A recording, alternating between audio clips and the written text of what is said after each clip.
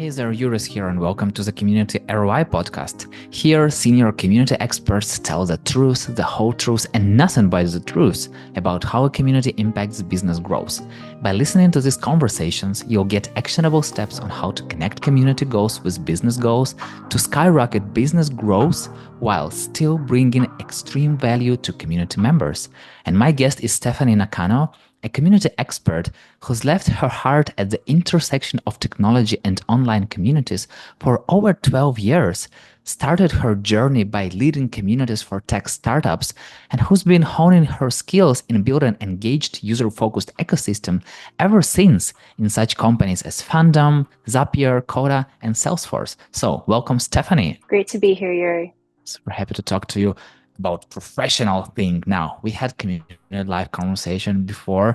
Now it's totally different point, but still it's all about community. So let's go straight to the point and tell me, what is the primary goal of the community you're working with at the moment, and how is it connected with business goals? The primary community goal that I'm working on is focus on our internal engagement. And how that's connected to our business goals is that it's where our employees work and connect with each other. So if anything, it's not just a conduit to our business goals, but it's how we facilitate our business goals within a virtual and fast-paced environment. Why is it important to connect employees internally? It's a great question. As the world might have noticed when the pandemic occurred and we went virtual and distance from each other for various reasons, so did business. Business also had to adapt. And one of the ways that businesses adapted was to remain connected with each other, even though there's distance between us all. How this is related to what I currently do now is that it has really defined and shaped how internal communities work specifically for employees. So now instead of, gathering in a conference room, you'll gather in a channel, having maybe water cooler conversations or just really fun social channels. And while it doesn't take the place of in real life conversations and engagement, that's kind of it in a nutshell when it comes to how the momentum of business has shifted in this way. And what other community goals are you working on, and how do they serve business? Other community goals that we work on, and when I say we, it's just broadly across my experience over the years, is what I like to call internal sentiment. Now, keep in mind, this is not a new concept, nor is it particular to this business goal, but how it became a community goal is that when you have gatherings of employees, you're going to want to understand their sentiment. You're going to want to understand what their needs are, what their wants, and maybe even their criticisms, because in the end, that's how our business is shaped. And that's how we can understand better to reach our goals. So that's one aspect of a community goal that has kind of transformed itself into something a little bit more. The second part is building engagement in a way that is not only easy, because I think that's very low-hanging fruit, but to also be scalable. And what that means is if it works for one person, it should work for 100 people. And if it works for 100 people, it should work for 1,000 people. And when we talk about that in that sense, that community goal is to always think that we are in flux, always think about growing. And so that kind of rolls up as a community goal too, is that as the business grows, the community should also grow. And how does the community grow? By building things that can be flexible and ready to grow with the community. And so I would say those two things are like kind of the broad buckets that I've noticed over the years.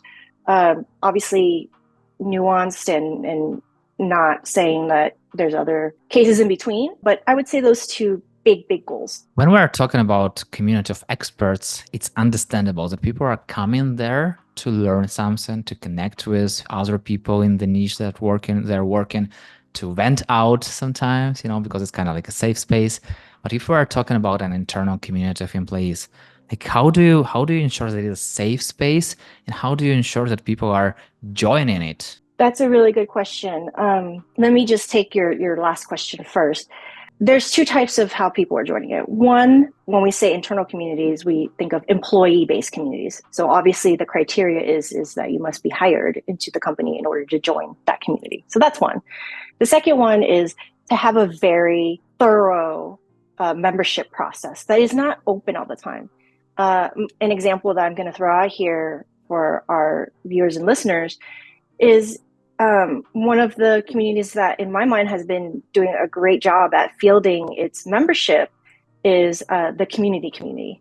I feel that they are very on point with how they cycle in applications, and they're only letting in new members every cycle. And the criteria is, while straightforward, in my take, straightforward, it's specific enough that if you did not work or did not do those things as a professional, you wouldn't meet the criteria. So it's clear to those who are reviewing these membership applications, and it's also clear to those who are applying.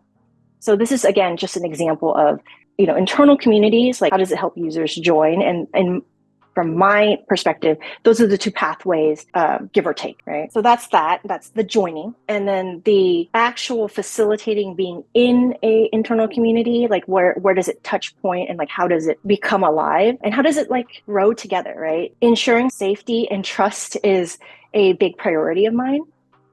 Before it would be like the Wild West, right? You would figure out how to write a code of conduct. You would, write membership guidelines and such, and you would moderate against those things, right?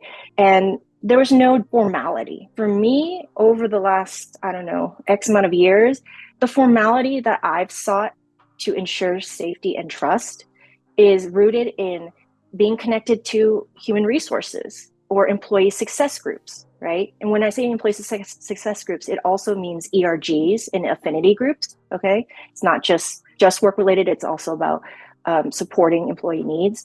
Also, wellness and benefits, right? Making sure that employees are aware of these things, because when we're doing all this work, we're not really thinking about ourselves. So trust and safety, I think about the person as a whole, who they are, what their needs are, and what it takes to have them be comfortable. And then there's another component to trust and safety that I think a lot of people don't really think about, is having a good partnership with your legal counsel team. There are things now that are on the internet that are questionable. It's bound to make it into your internal community. And a lot of times we don't have the foresight or the resource to anticipate how those questionable behaviors impact our internal community. So it's great to have your partnership with your legal team to ensure that your code of conduct, your internal community guidelines are not only solid, but enforceable, if not making them policy. And in order to do that, you have to be aware of where you operate, right? Whether it's in the Americas or globally, you have to be respectful of each and every country's and region's laws. And so that's what I mean about having a partnership with the legal team, is that when you say safety, it means different things for everybody. But when you say safety on an internal community, you have to address the most important things that cover the most of the people in the community and not make them feel unsafe, right? And be respectful of their boundaries and their consent. So that's kind of like, in a nutshell, what I would say would go into it. And again, very broad, but still, just from my experience, that's how I've threaded the line between making that possible. So you are talking about an HR team, about the legal team. So what teams are you working with, and how does the community help reach their goals? It's a good question. So this is, I feel like this should be a no-brainer. Most of the time we hear responses as, I work with a support team. I work with a product team.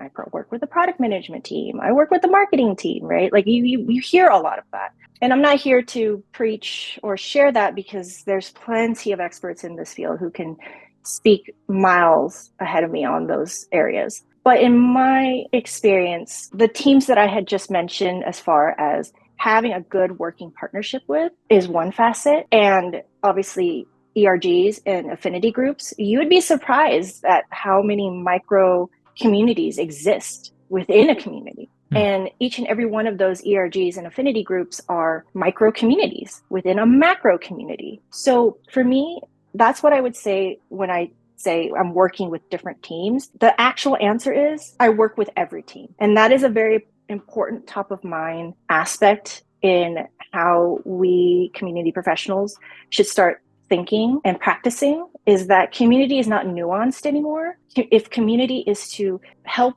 us reach business goals, it has to reach business. And business is not one component. So if anything, I would absolutely tell those who are listening, take back the reservations you might have of community belonging only in one box. Think about how it could be reached, how it could be expanded, how it could be amplified if you have these partnerships and you're working with all of these different groups, regardless of what function they serve in the company. And I want to maybe address the bigger issue in the room, which is that's great and all, Steph. You're saying that, and that's fine. But what about return on investment? What about profitability, right? Because that's always going to be what comes up from our leaders. Because profitability in 99.9% of businesses, that is the most tangible thing to be measurable and to dictate or at least influence the decisions that are made. That being said, the return on investment by working with all of these teams is that not only are you in the know and you can flex with all of the needs that the business heads towards, but the return on investment that you offer is that every single one of these groups, because they're connected with you as a community team, they give you value, right? And I'm gonna give an example here in just a minute. And what I mean by saying give you value is there's two types. There's tangible, profit, money, all that stuff, right? Intangible, which is you're indispensable. I know exactly who to come to.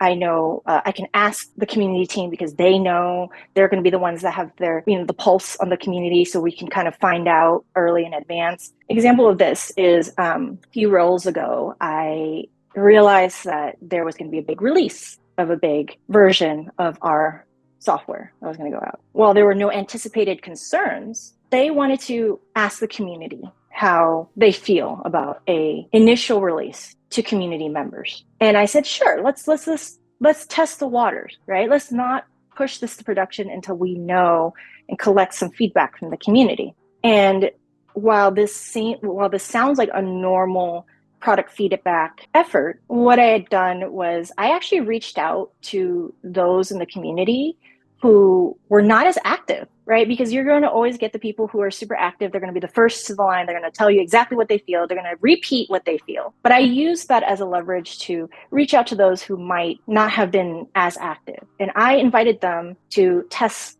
our newest release and ask them to give me feedback in any which way that they can, whether it's through an online conversation, through video, or writing back to me. It doesn't matter. Just give me that feedback and I will consolidate it in some way, shape, or form. That happened. And I was not only able to get many of these people to return to the community, but I was able to get a lot of helpful insight that is not a regular, repeatable song by our regular users. And so even some of the feedback that was given was helpful for us to determine some fixes or some adjustments before it got released. And in my mind, I felt like that's saving money to the business. That's fixing a problem before it becomes a problem. Because anytime that there's a situation that comes up, whether big or small, that costs you time. And as community people, I believe there's two things. One, we either value time because we don't have very much of it, and there's lots of people who are on the community who also feel the same way. And then there's others who feel like investing time into a conversation, into an environment that's within the community is just as important. So for me, I felt like that worked out incredibly well, right? Was to save the company time. Time is money. Am I hearing it correctly that in this case, those people who are like active ambassadors, supporters, they can forgive you or don't see those like small fixes that you have to do, etc. But when you are reaching out to still community members who are here with you, with the company, but not that active, they are much more willing to helping you to really find some small things and to really fix them. I like to say that I rather hear criticism in private than in public. And usually those who are very active and vocal will give criticism and feedback, maybe not as helpful feedback, out in public. Whereas if we talk and facilitate a safe and comfortable environment for a select few who maybe don't have as much time to engage with the community, but can engage one-on-one, their feedback is usually really helpful, right? Because they are a little bit more aware of the things that they're looking at and might be more reserved. And so they might process a little bit differently. And not to say that everybody doesn't communicate differently and those who speak out loud are bad. No, I did not say that. What I did say is that when you have a broad range of voices, that's what makes community valuable. And that's what brings the tangibleness of why community is important to business. So to answer your question, Yurii, like yes and no, right? There's a difference. It's yes and no, but it depends on like what your goals are. Yeah. So for me, that's where it kind of sits, right? It's both. So you were talking about that you are working with every teams, and you gave an example of how community can save money and time for the company.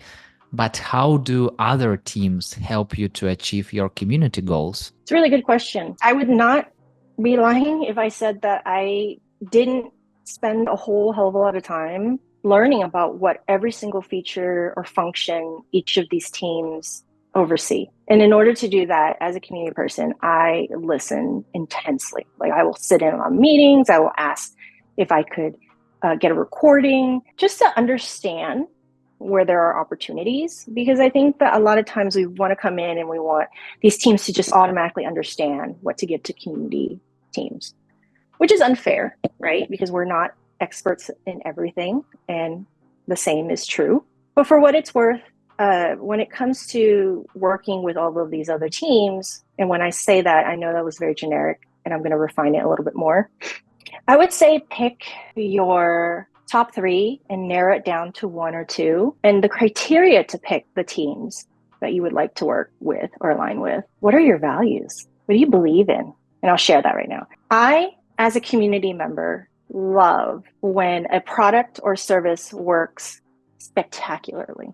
It's like a product that I can stand behind. As a community manager, I look for efforts within our business technology groups, our product groups, even our product marketing groups, anything that would help me improve the product experience for our users. And why is that important to me? Because I value time, I value accessibility, and I just love helping people. So I know that sounds really selfish to be like, well, you grounded your picks of all these teams in your values. What if my values are different than yours? Fair question. They're meant to be different, because when you pick things that are value-based, you put out your best work, because that's who you are. The business goals can change, the directives can change, the circumstances could change all the time, but your values usually don't change. And so that's like kind of my secret to all of this, is that in order to work with all of these other groups, you have to find something that you value and see if there are alignments in that value in those groups, and then connect in a way that you can translate into business. Because when a team knows that you have and you share the same values, they see you as a partner. They see you as an asset. They see you as valuable. And you want these teams to speak on your behalf when you're not there. Example, oh, Steph did this great, quiet beta launch for us with a few of our community members, and here's all the feedback that we got. You should contact her and see if she'll do the same for you. Got it. That's all it takes. It just takes one group to be of influence and to share that. And now it sounds to me that you don't really have to talk about your work, so other teams will talk on your behalf. But still, how do you report community wins and overall impact to a CEO or maybe other teams? That's a really great question. From a tangible standpoint, we've all heard daily, weekly reporting, having shout outs, community wins, and you've heard all of these before. But I'm not here to tell you what you already know. I'm here to tell you that you're right. I don't really report my community wins. I let the other teams report my wins for me. Yeah. And I know that that's, again, I'm not giving explicit steps how to, because again, every team dynamic is going to be different, right? Some teams are not going to be as eager to share But how do you overcome that, right? And make an impact when you're talking to the CEO or C-suite. In my perspective, if you're dealing with a team that does not have as an eagerness to share your wins, you come in with data, qualitative, quantitative data. And when you hold data and you talk about these as an insight, as a story that you can tell, guess what? The C-suite and those teams, they love to listen. They love to listen to a good story. So that's how I try to make an impact on teams that maybe are a little bit harder to earn their amplification, is to just come in with that and then just make it easy, relatable, and accessible. Make that data easy, relatable, and accessible. Once you do, they'll look at it and be like, whoa, like, where's that information that Steph gave us? Can we look at that again? And that is the smallest seed you need to plant, is for them to just remember one thing that you offer. Because then they'll know that you're in touch with your community, you're watching your community, you're measuring your community, because that's the only way you're able to get this data. So again, those are my two kind of tactics: is one, getting the other team to speak on my behalf when I'm not around, and two, make an impression on teams, especially the C-suite, with invaluable, tangible data. If you were staying in a line for coffee and someone asked you, what's your community ROI anyway? What would you tell them in one sentence? First off, I'd be like, can I answer after I get my coffee? Because, this is a loaded question. We need to see it and talk about it. Right. Like, we need to sit, like, how much time do you have? Sit down. We're going to talk about this. Got it. What is your community ROI? I would say my community's ROI is an identity, right? Because we're in my field of work, I work in internal communities. It is your identity. It's how people reach you. It's how people know you, how people find you.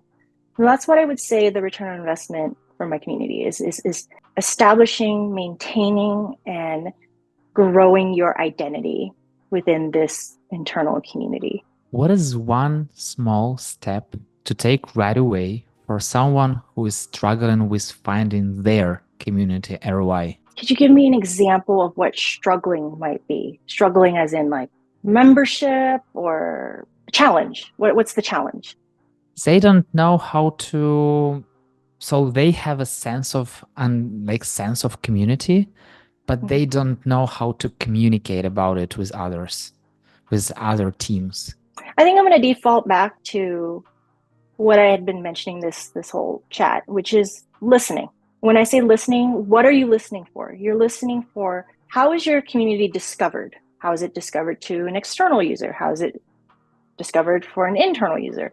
What is the discovery experience? Listen in on those responses. Listen to what brought them into this community in the first place. And the last thing would be to listen to what was their reason for leaving or not using the community any further. So I would say the smallest step to take right away is to start listening, and start listening for those three indications. And like any other community that's struggling to find their ROI, you have to find the illness before you treat the symptoms, right?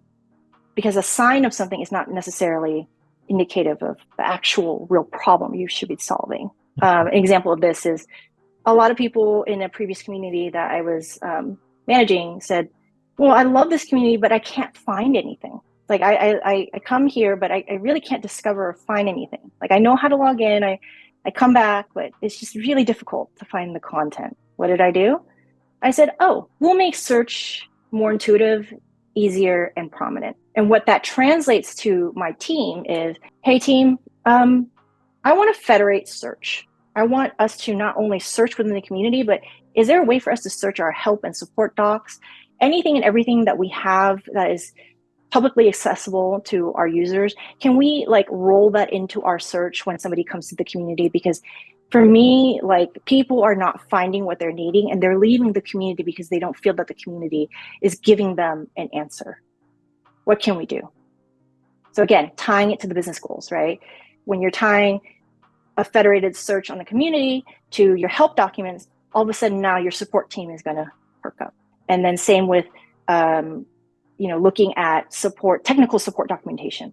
All of a sudden your product team and your engineering teams are going to perk up. So look for ways to address the actual problem before thinking the symptom is something else. Got it. And name 2 people who I should reach out to talk about community ROI.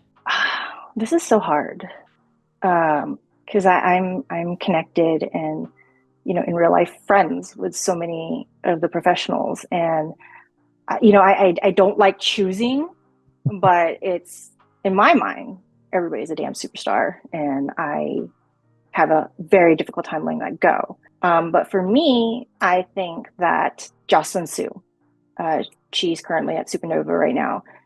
She has amazing abilities on how to build and to manage and to oversee community teams from a GTM perspective, right? Like a go-to-market perspective.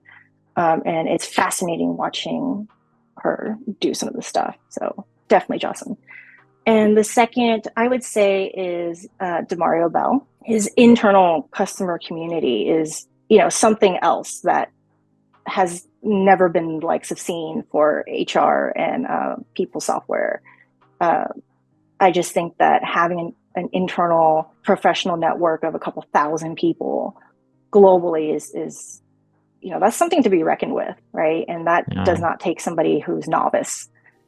So I would definitely recommend Demario if you're looking to really talk about kind of the experience of captivating a more in-network approach for community building.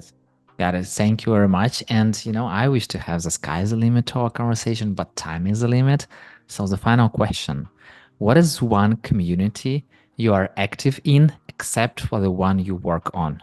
I would definitely say the community is the one that I'm particularly active on. Over the years, I've done a Slack workspace purge of many communities that I've joined and have not been as active. And it's a good thing because I realize that there's kind of overlapping membership on some of them. But yeah, I would say that that's the one that I'm the most active in. And so hopefully those who are listening may or may not be in that community, but those who are striving to be in that community, keep going in the community space, and we will definitely see you in there. Totally. Steph, thank you so much for this super valuable conversation, and thank you for openly sharing your amazing experience. My pleasure. And yeah, see you in the community, I guess, or in the community world for sure. And thank you so much for listening. If you have any questions about how the community can help you reach and overcome your business goals faster, let's connect on LinkedIn and talk about it. That's it. We're done. See you in the next episode.